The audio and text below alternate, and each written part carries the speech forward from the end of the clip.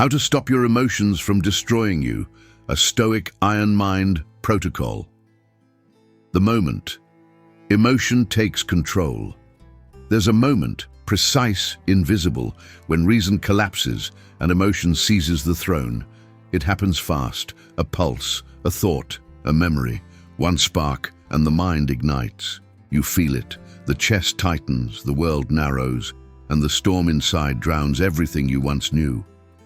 That's not weakness, it's biology, but surrendering to it, that's choice.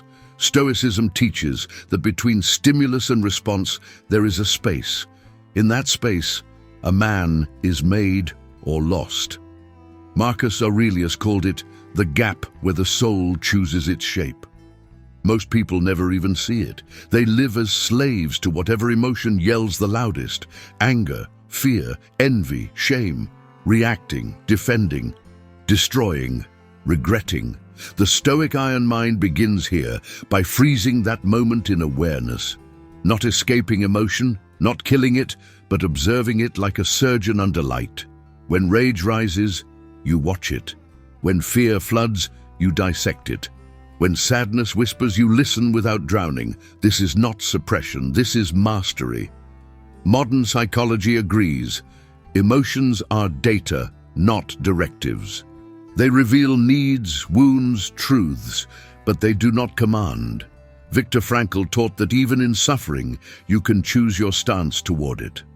That choice defines the strength of your mind.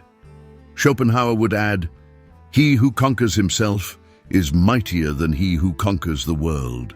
The truth, you won't win this battle through motivation. You win it through discipline, through daily confrontation with your inner chaos until control becomes instinct. Control is not coldness, it's clarity.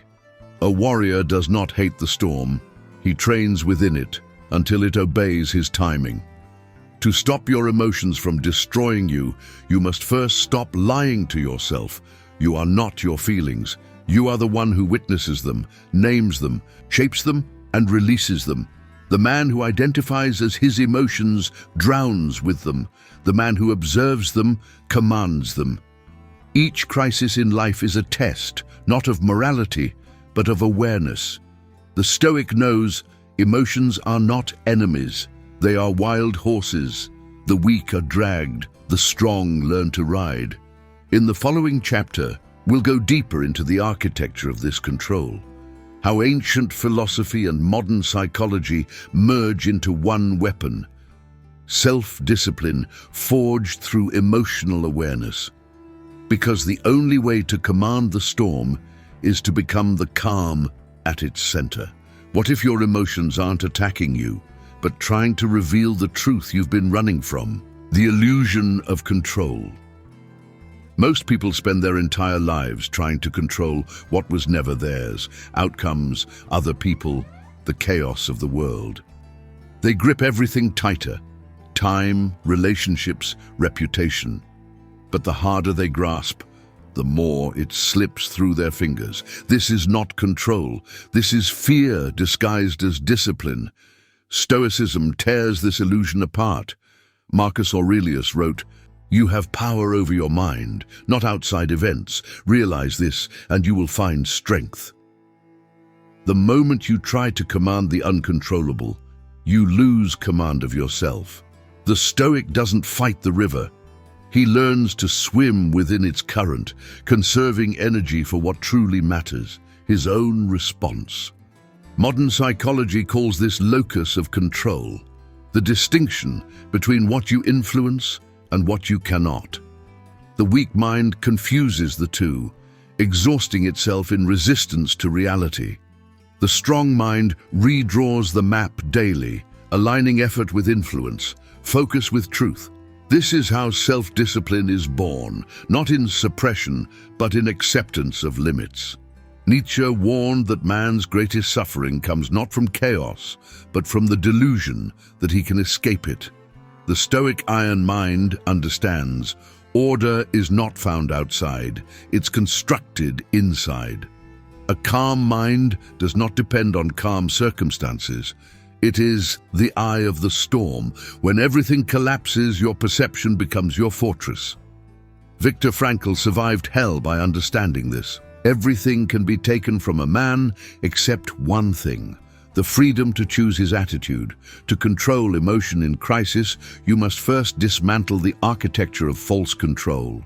Stop trying to fix what's external when your inner mechanisms are rusting. You can't force peace into the world when your own thoughts are in rebellion. Schopenhauer said it brutally. The world is my representation.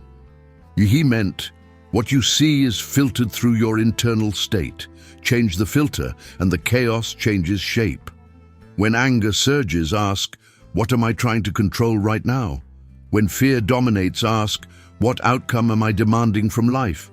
When despair hits, ask, what illusion have I lost? These questions strip emotion of its armor.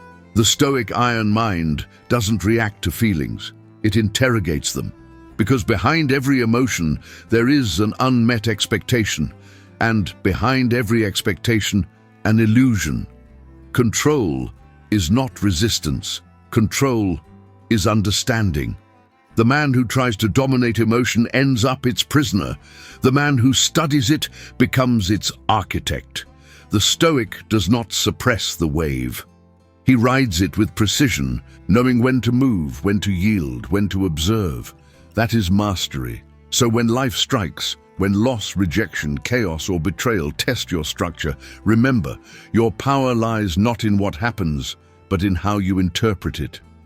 You cannot silence the storm, but you can silence the noise inside your mind long enough to hear truth speak. In the next chapter, we'll expose the real enemy of emotional control, the ego, that quiet saboteur that feeds on reaction, demands validation, and burns your peace to prove it's alive. The Stoic iron mind learns to break it, not through pride, but through awareness. You think you're controlling your emotions, but what if it's your ego controlling you, the enemy within?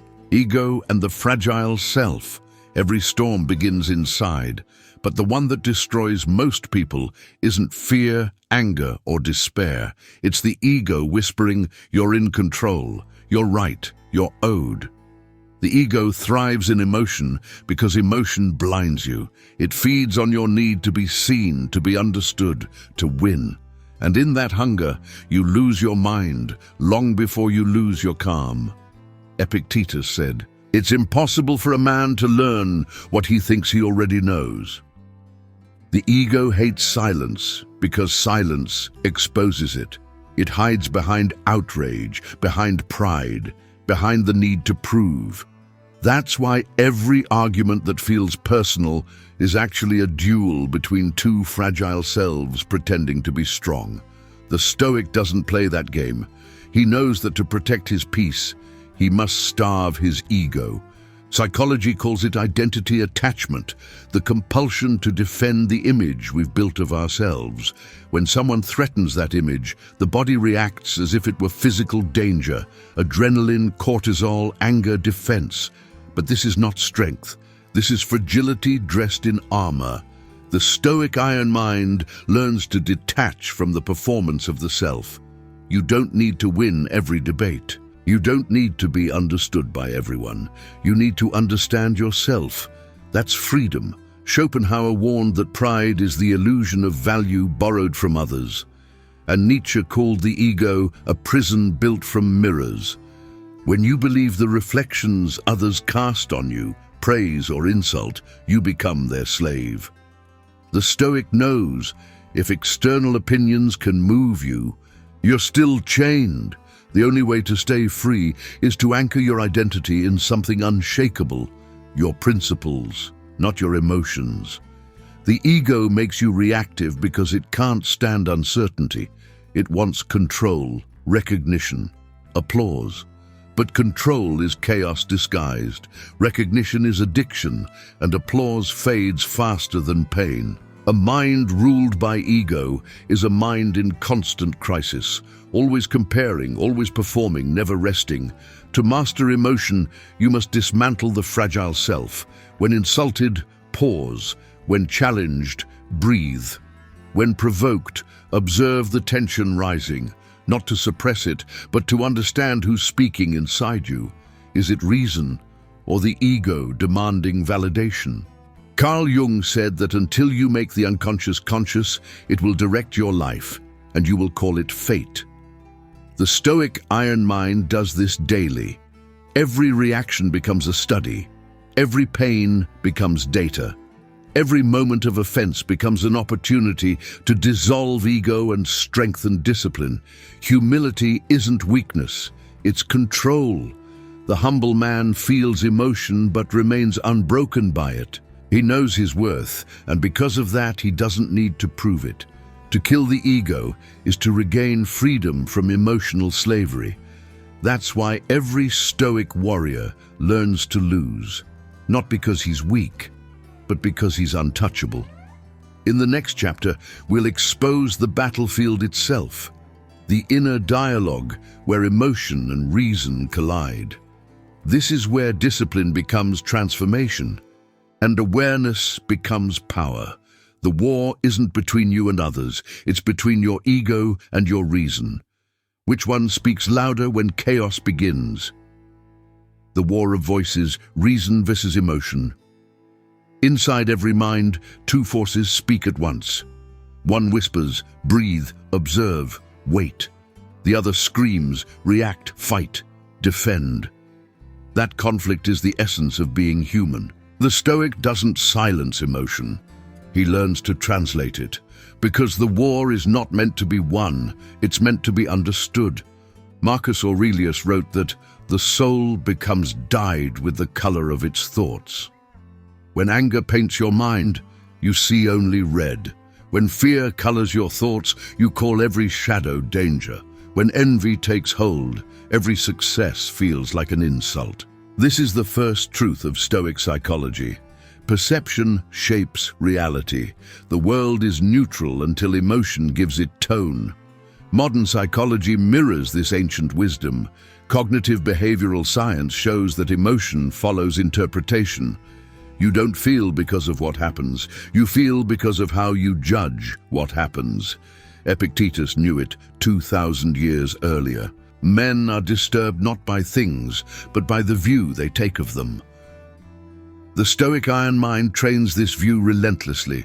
When the storm rises, it doesn't fight the wind. It stabilizes the foundation.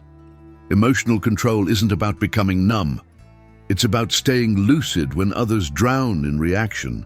Discipline is born when reason stops negotiating with panic. Yet emotion isn't the enemy. It's energy, raw, primal, powerful. Without it, there's no courage, no empathy, no drive. The problem isn't emotion itself, it's emotional anarchy, when every impulse becomes law. A man without internal order becomes a hostage to his chemistry. The Stoic orders his inner kingdom daily, reason as king, emotion as advisor, instinct as soldier. Schopenhauer described the will as blind energy, and reason as the eye that guides it. Without the eye, power becomes destruction. The Stoic doesn't extinguish passion, he sharpens it until it cuts precisely where intended. Nietzsche agreed. Man must become the master of his emotions, not their slave. But he added something crucial, that mastery doesn't come through denial, but through transformation. Passion redirected is strength refined. Anger becomes courage. Fear becomes focus. Desire becomes discipline. Carl Jung saw this balance as the integration of the shadow, acknowledging our primitive impulses instead of repressing them. When you deny emotion, it mutates. When you face it, it obeys. That is the difference between a man who breaks and a man who bends. The Stoic IronMind doesn't chase peace, he builds it inside the chaos. The voice of reason becomes his weapon, steady, cold, and precise. In moments of crisis, when emotion screams louder, he listens harder. He identifies, isolates, interprets. That's the training. Every reaction becomes a repetition. Every silence becomes strategy. When the world shakes, the weak panic. The Stoic breathes because he's fought this war 1,000 times before, inside his own head. In the next chapter, we'll go deeper into this inner training, how to recondition the mind through daily confrontation with discomfort. using both Stoic practice and modern behavioral science to transform chaos into composure. You can't silence your emotions, but you can train them until they serve your reason instead of destroying it. Training the mind. Discipline under fire. The mind doesn't grow in comfort. It strengthens in friction, in every moment where you want to quit, speak, react, and you don't. Discipline is not punishment, it's precision. It's the daily choice to act with clarity when emotion demands chaos. Stoic discipline is not about rigidity or denial. It's about alignment, the ability to make your thoughts, emotions, and actions serve one purpose. Marcus Aurelius lived surrounded by war, betrayal, and loss, yet wrote of serenity. Not because life was calm, but because his mind had rules. He didn't wait for peace to think clearly. He thought clearly to create peace. Modern psychology calls this emotional conditioning, the process of reprogramming your brain through conscious repetition. Every time you pause before reacting, you rewrite a neural pathway. Every time you choose reason over impulse, you train control. Discipline is not built in silence, it's built in the split second between stimulus and response. Nietzsche said, "He who has a why to live can bear almost any how." That's not philosophy, it's neurology. Purpose gives pain meaning. Without meaning, discomfort becomes unbearable.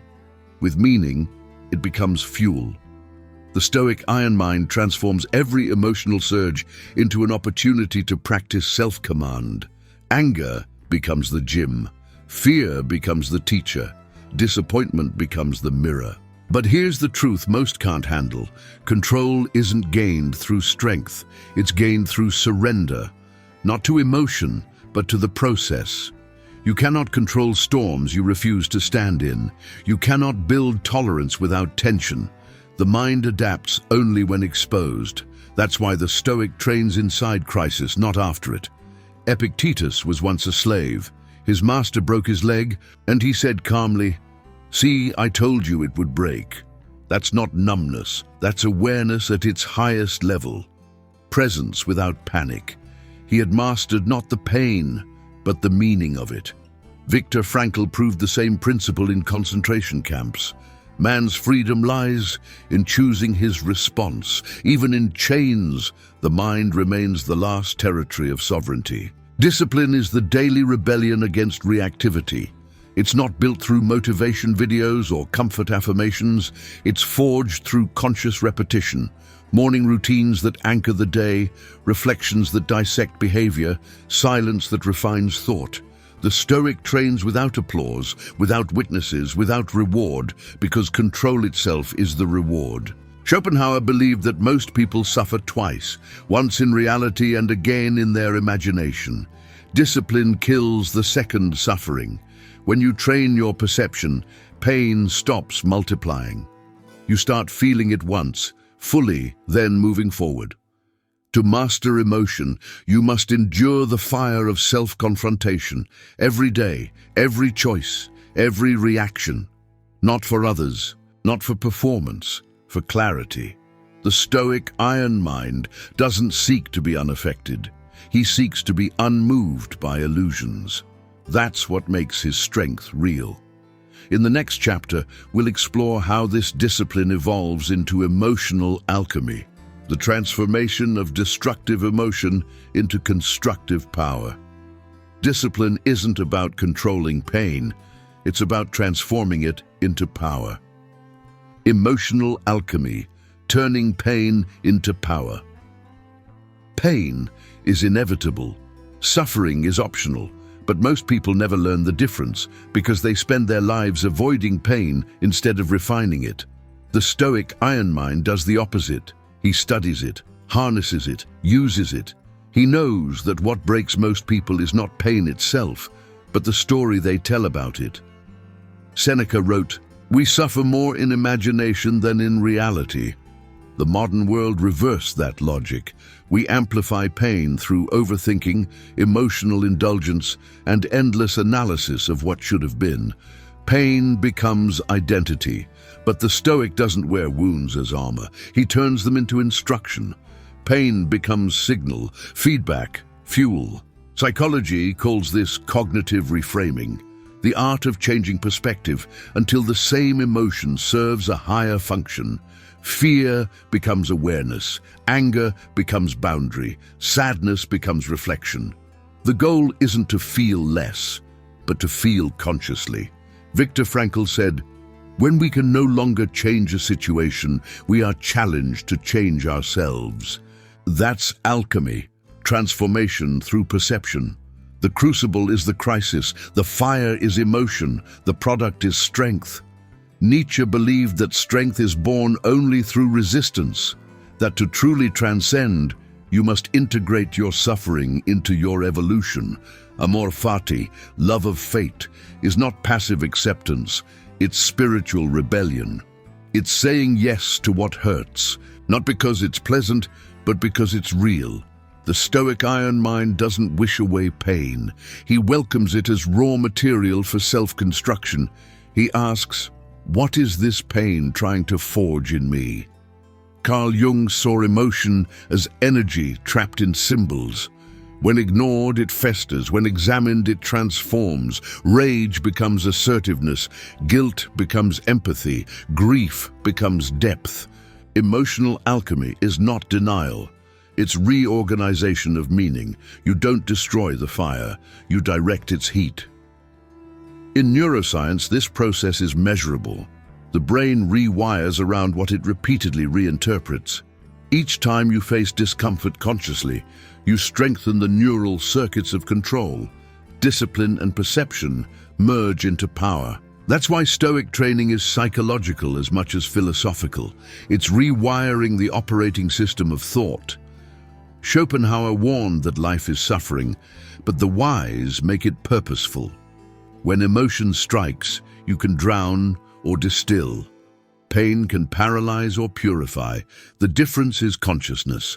When you bring awareness to emotion, it loses its tyranny. You stop being a victim of feeling and become its architect. The Stoic IronMind sees emotion not as weakness, but as weapon. He channels intensity into precision. He converts what would have consumed him into fuel for clarity, patience, and drive. To control emotion is to redirect it, not kill it. That's the art. The world calls it Stoicism. Psychology calls it regulation. The mind calls it evolution. Every pain you survive consciously becomes a resource. Every emotion mastered adds armor. Every wound understood becomes wisdom. That is the path of the Stoic IronMind, to take what was meant to destroy you and make it the foundation of your strength. In the next chapter, we'll explore how awareness itself becomes the shield, how the power of observation, when trained properly, dissolves chaos before it begins. You can't escape pain, but you can train it to serve you. The power of observation, awareness as armor. Before emotion conquers you, it knocks. Most people never hear it. Their awareness is too loud, filled with noise, distraction, and self-importance. They call it stress, but it's blindness. The Stoic IronMind listens before he reacts. Awareness is his first weapon and his final defense. Marcus Aurelius wrote, "If you are distressed by anything external, the pain is not due to the thing itself, but your estimate of it." Observation begins there, separating the fact from the fiction. You lose control when you confuse the two. The Stoic doesn't drown in the story his mind tells. He watches it unfold, detached, precise, aware of every emotion forming beneath the surface. Awareness creates distance, and distance creates control. Modern psychology defines this as metacognition, the mind observing itself. It's not thinking, it's watching thought. It's the pause that interrupts panic. The observer mind is the eye in the storm, calm, analytical, grounded in the present moment. The Stoic trains this faculty daily, through silence, reflection, and deliberate solitude, not escape, observation. The difference is purpose. Carl Jung said that awareness is confrontation. To become conscious of your emotion is to remove its power to possess you. What you name, you neutralize. What you suppress, you feed. That's why the Stoic iron mind doesn't run from emotion. He exposes it to light. The act of observing emotion transforms it from command to signal. Seneca practiced this awareness every night. He reviewed his day in silence, not to feel guilt, but to refine control. When the light has been removed, he wrote, and my wife has fallen silent, I examine my entire day. This wasn't ritual, it was armor. Reflection turns experience into clarity. Observation changes reaction time. When you see emotion forming, you can redirect it before it detonates. Anger becomes energy before explosion. Fear becomes focus before paralysis. Awareness gives you options. Without it, you live enslaved to reflex. Modern neuroscience confirms this. When you name an emotion, you shift brain activity from the amygdala, reaction, to the prefrontal cortex, reason. That's not philosophy. That's control wired into biology. This is the essence of Stoicism as science. Awareness rewires emotion into understanding. The more you observe, the less you obey impulse. Observation is not passive, it's active precision. It's watching without judgment, analyzing without attachment, dissecting without disdain. The Stoic iron mind becomes both scientist and subject. He studies his mind the way a warrior studies terrain. Every trigger, every weakness, every habit. Because awareness doesn't remove chaos, it removes surprise. When you become aware, emotion stops ambushing you. The same storms that once wrecked you now signal opportunity. You stop asking, why is this happening to me? And start asking, what is this teaching me? Awareness is not escape, it's evolution. It transforms reactivity into readiness. The Stoic iron mind carries no shield of stone, only one of perception. His strength is not resistance but clarity. The ability to see truth faster than emotion can distort it. Because awareness, once sharpened, cuts deeper than fear, louder than anger, and faster than chaos. In the next chapter, we'll uncover the true nature of resilience, not endurance, but regeneration. How a disciplined mind rebuilds stronger after every collapse. Awareness doesn't stop chaos. It turns it into strategy, resilience, the art of rebuilding the self. Every collapse carries information. Every failure, every heartbreak, every breakdown. It all contains data about who you were and what must evolve. The weak mind fears collapse because it mistakes it for death. The Stoic iron mind knows it as transformation. Destruction is not the end of discipline, it's its proof. Resilience is not endurance. Endurance merely survives. Resilience rebuilds. The Stoic does not crawl out of ruins hoping to feel better. He walks out carrying blueprints.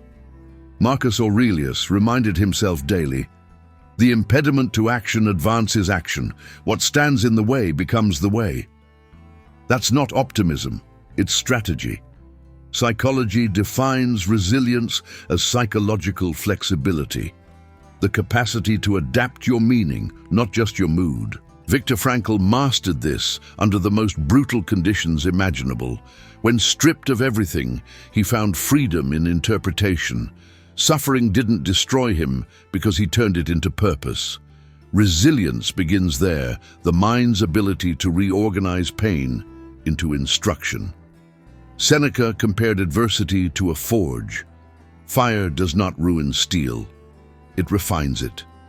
Each hardship tests the integrity of your structure, your values, your discipline, your awareness. If you built them on comfort, they collapse. If you built them on clarity, they hold. The Stoic iron mind understands this simple equation. Strength is the residue of struggle examined. Nietzsche called this rebirth the eternal return. The idea that every pain, if lived consciously, would be chosen again because of what it creates in you.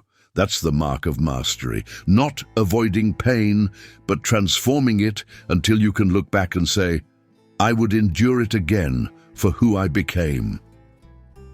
Carl Jung described the process as individuation, becoming whole by integrating the fragments. The Stoic doesn't chase the version of himself that never broke. He builds the version who learned why he did. The cracks remain, but they are filled with understanding. That's why resilience has texture, its wisdom hardened through failure. Modern science agrees the brain adapts through stress, not comfort. Neural pathways of control strengthen each time you recover consciously from chaos. Resilience isn't emotional numbness, it's emotional literacy, the ability to navigate pain without losing direction. Every time you reframe disaster, you rewire destiny. Montaigne once said, "A man who fears suffering is already suffering from what he fears."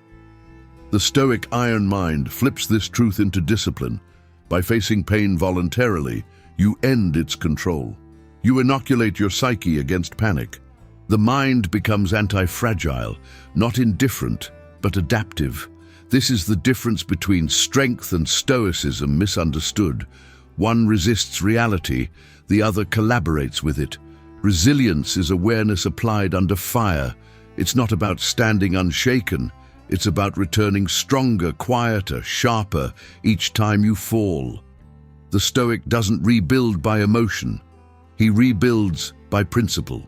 He reconstructs his inner architecture from timeless foundations, reason, virtue, and discipline, because the Stoic iron mind knows life will break you, but it will also hand you the tools. Your task is to pick them up before self-pity does. In the next chapter, we'll explore the discipline of detachment, how to let go of what's gone without becoming cold, and how emotional distance can coexist with deep humanity. Resilience isn't surviving the storm, it's becoming the structure that can never collapse again. The discipline of detachment, freedom without coldness. Detachment is not apathy, it's mastery. The difference is motive. Apathy kills emotion to avoid pain. Detachment refines emotion to serve clarity. The Stoic iron mind doesn't run from feeling. He steps back just far enough to see it. This distance is not absence, it's control. Seneca taught that he who is brave is free. But bravery isn't the absence of attachment.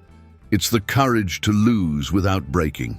Detachment is the art of loving fully, fighting fiercely, and releasing completely. To detach is not to care less. It's to care correctly, with purpose, not possession. Modern psychology calls this secure emotional independence, the ability to connect deeply while remaining centered in your own values. When you depend on external validation, your peace is borrowed. When you root your worth in your own integrity, peace becomes permanent. The Stoic iron mind knows this law. Anything that can be taken from you was never truly yours.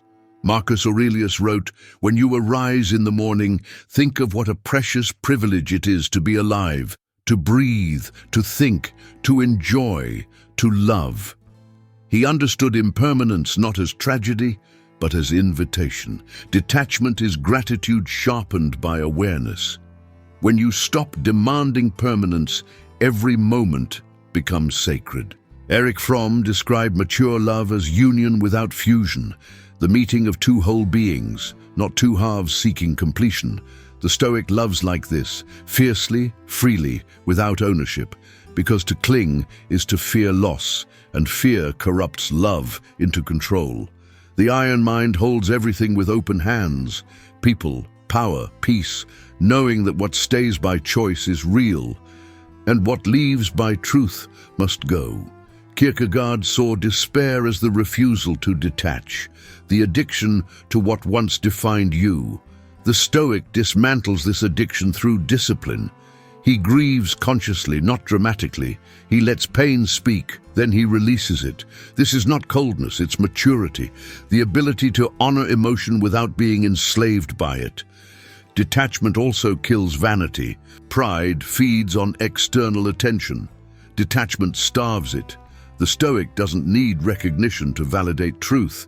He practices what Nietzsche called the great yes to life, engaging deeply while accepting loss as part of the design. That's why detachment is paradoxical. It allows deeper connection, not less. You stop clinging so you can finally experience. In neuroscience, this practice builds what psychologists call emotional resilience circuits, pathways that regulate intensity and prevent collapse. When you detach, you activate control centers that override impulse. That's why the disciplined mind feels more, not less. Detachment expands perception. It doesn't narrow it. To detach is to reclaim sovereignty. When you stop trying to possess, you begin to perceive. You start seeing reality without distortion, people as they are, not as you wish them to be. Detachment is love without fear, effort without ego, clarity without cruelty. It's the highest form of emotional intelligence, care without collapse. The Stoic IronMind stands where others beg, breathes where others break, and remains calm where others crumble. Not because he feels less, but because he understands more. He doesn't suppress emotion, he directs it. He doesn't avoid loss, he grows through it. He doesn't retreat from love, he refines it. In the next chapter, we'll reach the culmination of this discipline, tranquility through truth, the moment when emotion, reason, and purpose align into the state of unbreakable clarity. Detachment isn't emptiness. It's the power to hold the world without letting it hold you. Tranquility through truth, the Stoic state of unbreakable clarity. True control begins when truth no longer threatens you. When illusion dies, peace begins. Not the soft peace of ignorance, but the sharp peace of understanding. The Stoic IronMind seeks not comfort, but clarity. Because clarity is freedom, and freedom is the final victory over chaos. Marcus Aurelius called it ataraxia, a mind untouched by turmoil, not because it feels nothing, but because it sees everything clearly. The Stoic doesn't chase tranquility. He earns it by confronting every distortion that clouds the mind: ego, fear, pride, attachment. Each one stripped away reveals something unshakable beneath, the self that no storm can move. Modern psychology names this state emotional integration, where awareness, reason, and feeling function as one. The divided self ends. There is no inner war, no denial, no self-deception. You still feel the world, deeply, fiercely, but it no longer owns you. That's not coldness, that's evolution. Nietzsche described this condition as the calm eye of the hurricane, a mind that commands its own weather. Jung called it individuation, the merging of shadow and light into wholeness. Frankl lived it through suffering, proving that purpose can turn pain into peace. And Seneca taught it with Stoic grace: no man is free who is not master of himself. Tranquility, in the Stoic sense, is not stillness, it's symmetry, the alignment of mind and reality. You don't fight what is, you cooperate with it. You stop demanding that life obey your emotions, and instead you make your emotions obey life. That's power, quiet, absolute, internal.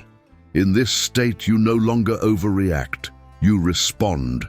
You no longer cling. You contribute. You no longer beg for control. You embody it. The mind becomes an instrument of precision, feeling without drowning, thinking without freezing, acting without overcompensating. This is the architecture of the iron mind. Perception rooted in truth, emotion serving purpose, discipline guided by reason. Schopenhauer saw tranquility as the liberation from will, the end of unnecessary striving.